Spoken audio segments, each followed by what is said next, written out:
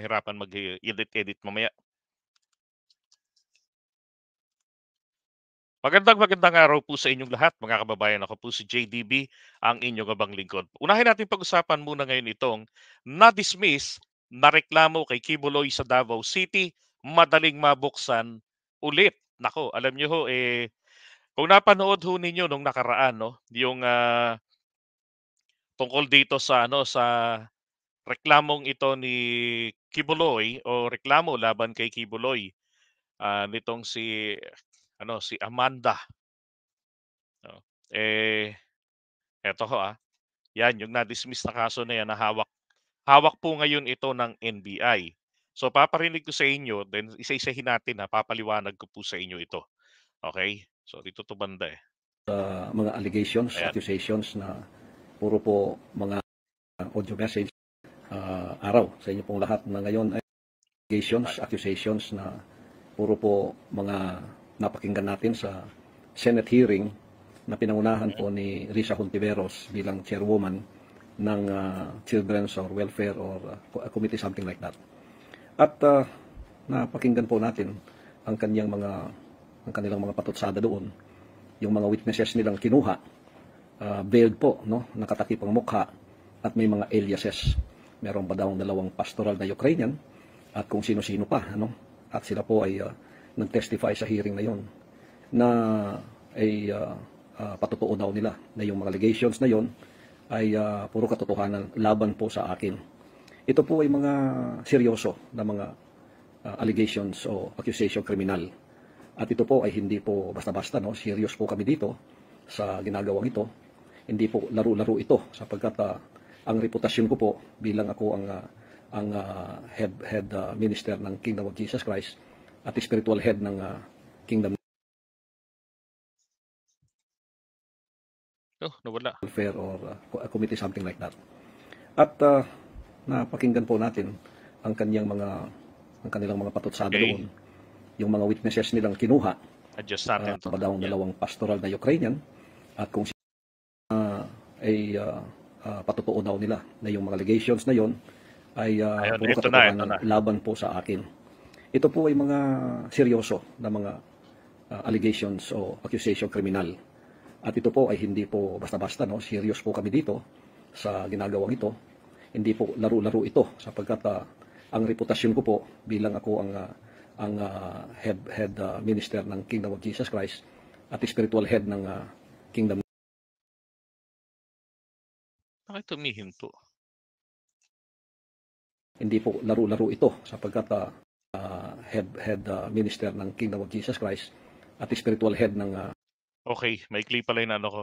Alright, so ito kabisado pa naman natin yung video nito, ganito ho, ang sinasabi ni Kibuloy dito, sa video na yan ay, ito pong demanda na yan sa kanya nito ni alias Amanda, Amanda demanda.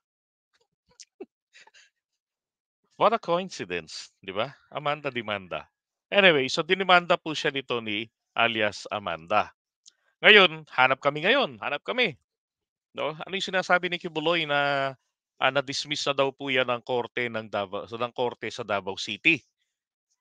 No, ngayon, ito ho palang nung 2020, and again, thank you dito sa Rappler.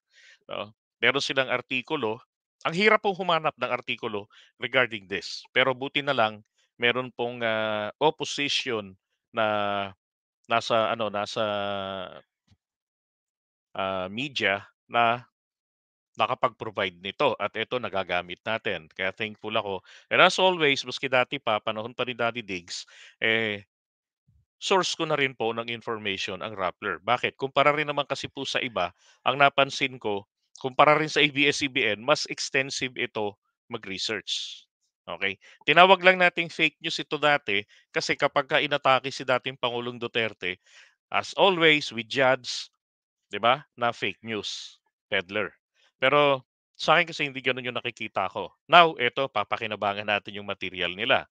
Alright, and again, I thank Rappler. Okay, sabi rito, Kibuloy again sued for human trafficking. So when we say again, meron na palang nauna pang mga iba pang mga kaso. So ito yung specific po kasi si Amanda ang pinag-uusapan. At itong sinasabi niya na dalhin niyo, sabi niya kay Rizzo Ontiveros, bakit hindi ninyo tulungan sila na magsampa ng reklamo, dalhin niyo sa korte, ako ang idemanda, di ba?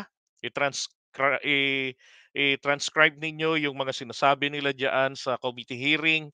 Oh, dalhin niyo sa korte, idemanda niyo ako. Alam niyo unang-una, sa kanyang kagustuhan na gano'n po ang mangyari, so pag pinagbigyan po siya, mai-stop ang hearing.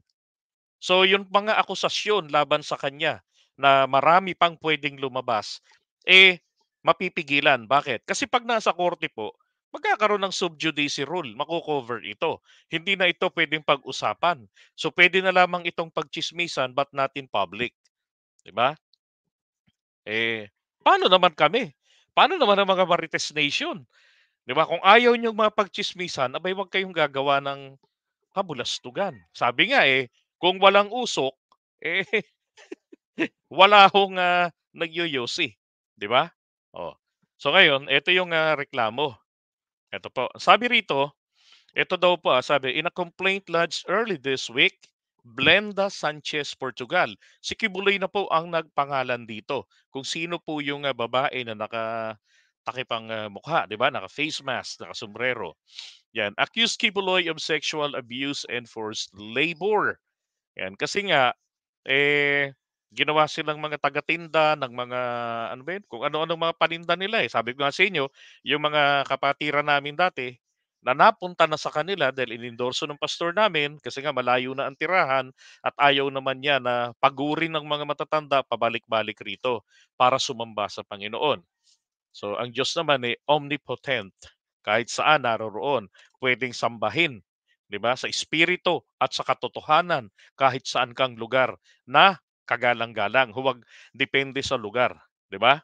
Now, ito hong kanyang, isinampang kaso, sabi nga, nagsimula raw ito, sabi niyan, when she was just, naimpluwensya ng kanyang tatay when she was just 10 years old. Pero yung ordeal nilang magkakapatid nagsimula noong siya po ay 12 years old. Dalawa silang magkapatid na babae, parehong minor de edad. So nung nagsampa siya ng kaso noong 2019, 22 years old na po siya. Okay? Ang sabi niya, no, ah, Tele-evangelist Pastor Apollo Kibuloy and four others, mamaya I will show you the names of the four others na yan, were ordered by the Davao City Prosecutor's Office on Friday uh, to answer the complaint filed by 22-year-old woman for qualified human trafficking. At yan rin po yung mga dinidiscuss nila no, ni Risa Ontiveros sa kanyang komite. Okay, sabi niya rito, my sister and I did not fully comprehend their implications and meanings that father's will for Hiboloy is to let myself to be exploited both in forms of sexual and forced labor. Again, this is 2019, yung binasa niya pong kanyang statement, and ganito rin naman yung nilalaman. Okay, pareho lang din naman. Sabi nga niya, pinaniwala sila na hindi mo maaaring questionin ang kalooban ng ama, anak ng baka, 'di ba? Kalooban ng ama. So ano ba, siya ba yung ama? Si Kibuloy ba yung ama na tinutukoy rito? O kalooban ng Diyos na lumikha? Aba, kalokohan yun. 'Di ba? That is blasphemy to the highest level. Kung totoo itong mga aligasyon na to, 'di ba? Nako, yan po ay talagang kasumpa-sumpa at tanging bagay, tanging kasalanan na wala pong kapatawaran sa harap ng Panginoong Diyos. Makagawa ka ng ibang kasalanan na tinuturing ng mga tao, ng mga religious sects na masyadong malala, 'di ba? Pero hindi ho may kapatawaran 'yon. Pero ito, walang kapatawaran po ang blasphemy. So yung paggamit sa pangalan ng Diyos sa sa walang kakuwenta-kuwentang bagay, nako, blasphemy po 'yan. Again, kung totoo ang aligasyong ito ni Portugal. Now, 'di ba sabi niya ni-recruit siya nung, isang tao roon, ang sabi sa kanya, "Sumali kayo rito sa ano namin, sa yung ano ba yun, yung circle-circle na 'yan." Tapos, Diyos ko, may inner circle, may outer circle pala. Yun yata nga nasa inner circle, yun ang tawag dito, may hindi magagandang mga nararanasan. So alam niyo naman na yung kwento roon. Pero ito po, ang sabi diyan, ah, she also said that a certain Ingrid Canada and several other members of the church told her and her sister to follow Kibuloy as he is the Almighty Father. Oh my God! Si Kibuloy pala ang tinutukoy doon na Diyos, Ama, nakataas-taasan, anak ng baka. And the actions demanded of her were the Father's will. Davao City Prosecutor, ito po si Sharudin Roberto Sensi Jr. ordered Kibuloy, Jacqueline Roy, 'di ba nababanggit ito ni Amanda, Crescente Canada, Pauline Canada, ang isa lang nabanggit pa nakaraan, si Ingrid Canada, and then Sylvia Simañez to answer the complaint within 10 days. Yan. Ngayon, ito po, noon pong sumunod na taon, July, December lang yun tapos ito naman po ay July. Ang sabi rito, tinanggal ang kaso laban kay Pastor Apollo Kibuloy. Dito pa lang may issue na ako sapagkat ang artikulo pong ito ay Tagalog. Bakit tinanggal ang nakalagay? 'Di ba? Hindi ho dapat tinanggal ang nakalagay doon. Oh. Bagkus pag ni-research mo, tinype mo na basurang kaso, 'di ba? Versus Kibuloy, hindi mo makikita. Kasi nakalagay tinanggal. So dapat palang i-search mo, tinanggal ng Davao City Prosecutor's Office ang rape, child abuse at human trafficking laban kay Pastor Apollo Kibuloy. Ano na lang ang natira? Ito pa yung pinakamabigat na kaso, rape, 'di ba? So ang sabi rito, discuss ko lang sa inyo muna, rape, okay, wala tayong pagtatalo diyan, maliwanag kung ano yung batas tungkol sa rape. Doon sa kwento ng babae, talagang nagkaroon ng penetration talaga. Alam niyo naman, even knocking at the door, kinukonsidera po ng batas yan na panggagahasa. Sapagkat yung sexual desire ng tao, naisagawa niya.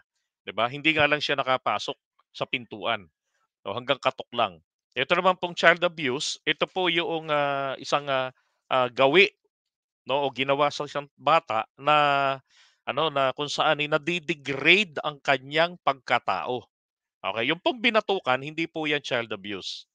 Alright, yan po ano yan, ibang kaso. No. Pero ito pong etong child abuse, tandaan nyo palagi, yan po ay kaakibat dito yung pagpapamukha, no, dun sa kanya na siya po ay walang kwentang tao, mababa. So halimbawa, ginawa mong dapat ito ay nag-aaral, dapat ito maayos ang kalagayan, pero ginawa mong tagapagtinda. Inabuso mo yung kanyang yung kawalang kamalayan. Wala silang magawa. Nalagay ang kanyang sarili sa ganyang sitwasyon, then papasok po tayo diyan sa child abuse and then human trafficking, alam niyo na rin na 'yan. So ngayon ang sabi po rito sa isang joint resolution daw po ng June 29, 2020, at itinanggal lamang nitong Martes, ngunit ibinasura ng prosecutor ang kaso laban kay Kibuloy. Pati na rin sina Crescente Canada, Jacqueline Roy, Paulinette Canada, Ingrid Canada, and at Sylvia Semanes. So ang kasong isinampa noong December 2019 ay tungkol sa panggagahasa, child abuse, ay nasa ilalim ng Republic Act 7610. And then physical abuse, trafficking in person through forced labor. Okay. Nagpasya sina Davao City Prosecutor Ledesma kasama ang tatlong senior assistant prosecutors na baliwalain ang mga reklamo. Nako. Sabi po ng abogado ni Kibuloy sa isang panayam daw po doon sa TV, no.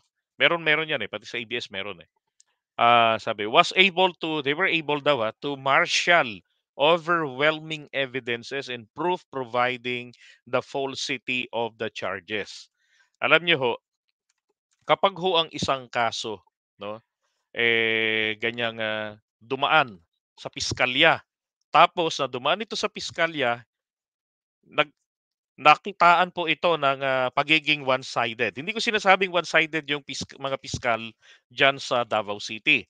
Pero sinasabi ko lamang, pwede po itong i-review, okey? Puwede itong i-review.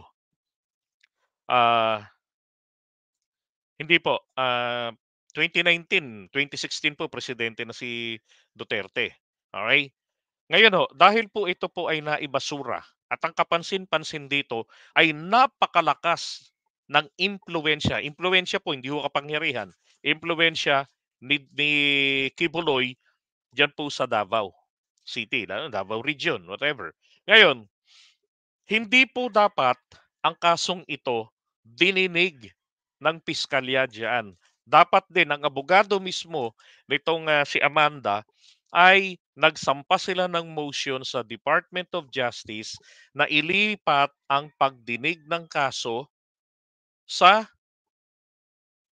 ibang lugar na kung saan po f ma ma mararamdaman nung nagrereklamo na siya po ay safe, 'di ba? Safe siya, hindi maiimpluwensyahan ang, desisyon kasi maraming puwede hong mangyari at saka ang pangit kung nagkaroon ng desisyon pagdududahan, natakot 'yan, 'di ba? Oh.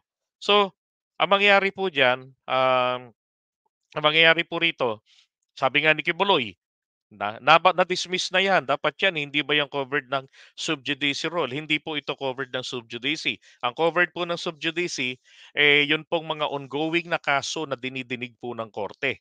Kapag tapos ng dinggin ng korte o kahit anong korte, ah, puwede na ho ito nating pagtsismisan sa publiko.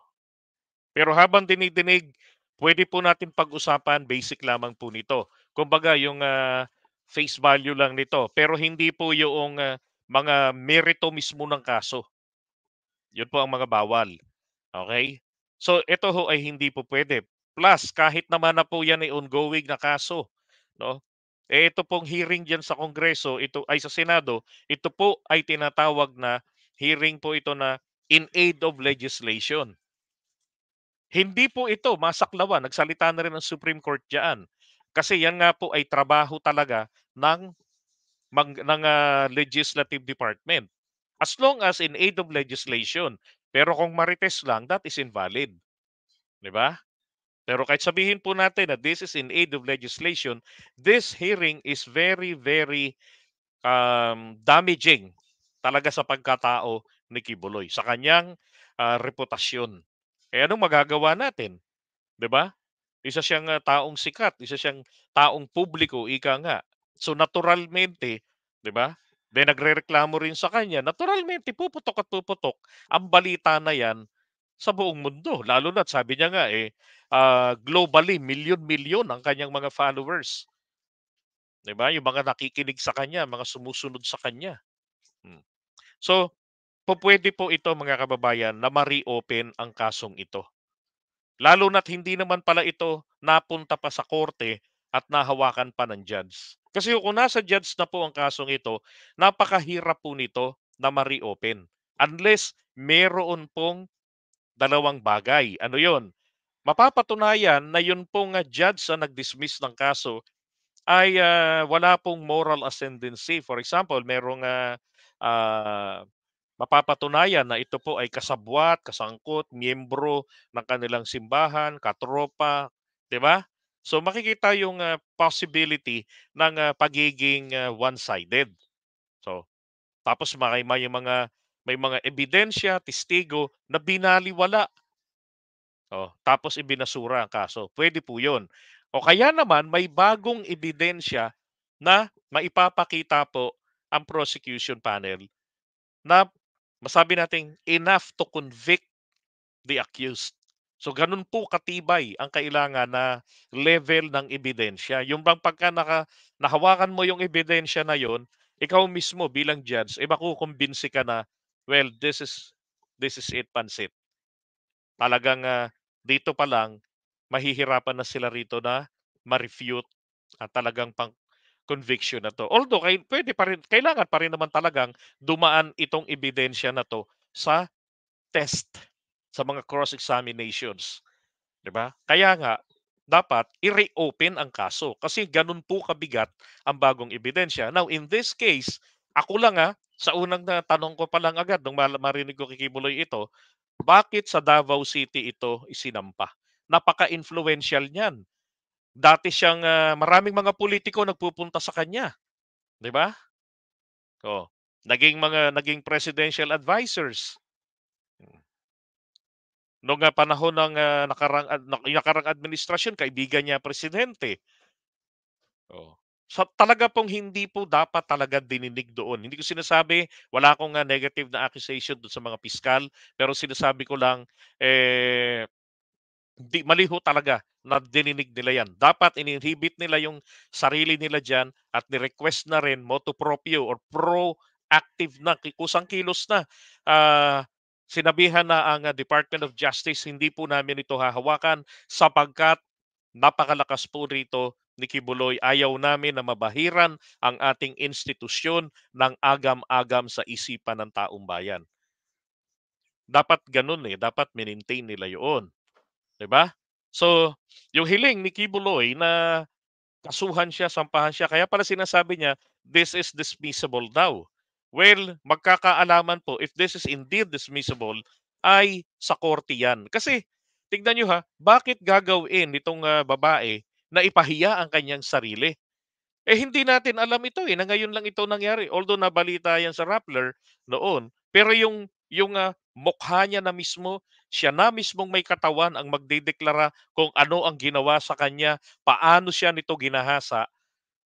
Abay, ano yan, tapos pinangalanan pa nila yung tao kung sino, 'di ba? So tapos hindi lang 'yun, yung kampo nila may mga bagong gawa na mga social media accounts na mapansin niyo iilan lang yung mga followers, tapos ang nandoon sila lang yung topic, si Amanda at saka etong si Jerome.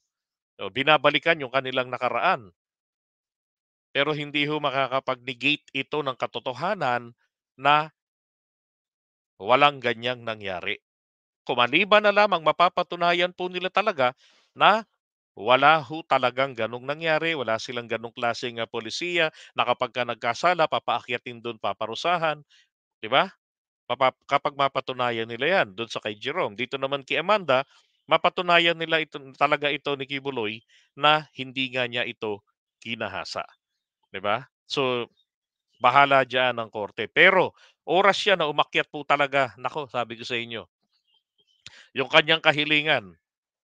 Kapagka na-indict ito, naku yari na buto-buto. Wala hong bail ito, walang bail 'yan.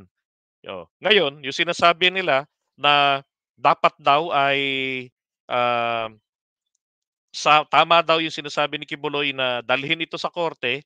Alam niyo ho, hindi po puwedeng agad-agad ito dahil dinidinig ito ng komite diyan sa Senado in aid of legislation. Pero this is one thing for sure, katulad ito ng kaso ni Senyor Aguila. Sa katapusan ng pagdinig or any part of the hearing, pwede po siyang arestuhin ng otoridad. Kaya po ayaw niyang dumalo. Ang gusto niya sa korte. Meron naman 'di ba? Bakit yung sa Amerika 'di niya harapin?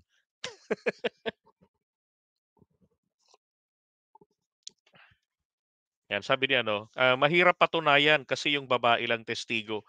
Hindi naman po, kasi ho sa rape po hindi po kailangan ng may testigo.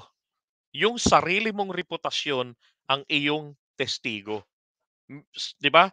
Meron saka ang hirap para ho sa isang babae na ang kanyang sarili po ay inadlad niya sa madla na may gano'n siyang karanasan.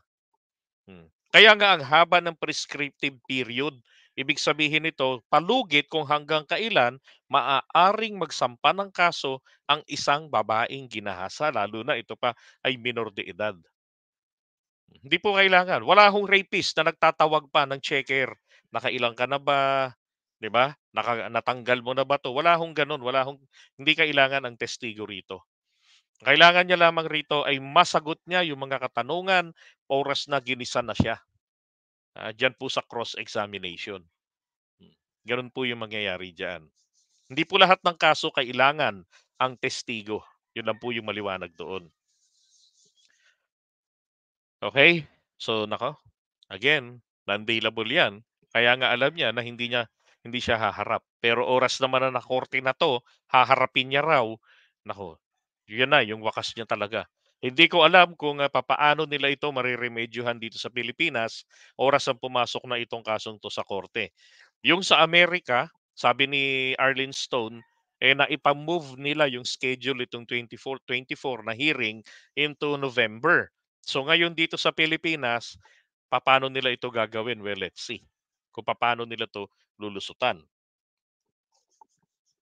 Bukod doon, paano 'to madi-delay ng madi-delay, 'di ba?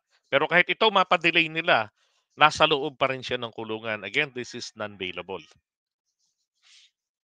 Hindi kaya ito yung, isa sa dahilan kaya po, ginagapang ni PRRD, 'di ba, kay PBBM ang, etong si Kibuloy dahil delikado yung kalagayan. Sabi ni Yakid, "Kibuloy, ipa-stop mo yung investigasyon sa'yo sa Senado." 'Di ba? Alright, so iwan muna natin 'to, abangan natin ang susunod na kabanata.